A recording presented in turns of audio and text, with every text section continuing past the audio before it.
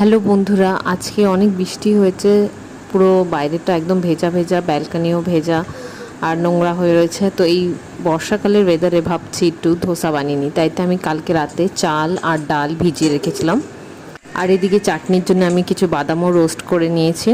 আর এদিকে আমি ডালটাও মিক্সিতে পেস্ট করে নিয়েছি। এবার এই ব্যাটারটাকে কড়াইতে দিয়ে ধোসা বানাবো। এই যে আমার একটা বানানো হয়ে গেছে, আরেকটা তাওয়াতে দিয়েছি। আর এদিকে চাটনিও রেডি। তো এই বর্ষাকালে বাদামের চাটনি দিয়ে ধোসা খেতে খুবই টেস্টি লাগে। আর বাদামের চাটনিটা একটু সবুজ সবুজ লাগছে কেন কি আমি ওতে কারি পাতাও দিয়ে দিয়েছি, একটু কারি পাতাও পেস্ট করে দিয়েছি। খেতে খুব টেস্টি লাগে। তো আপনারাও বাড়িতে এইভাবে ধোসা খেয়ে দেখেন বর্ষাকালের ব্রেকফাস্টে। আমার গরম গরম ব্রেকফাস্ট তো রেডি। তো আপনারাও এই বর্ষাকালে সুন্দর সুন্দর ব্রেকফাস্ট বানান। আবারও দেখা হচ্ছে খুবই তাড়াতাড়ি। টাটা।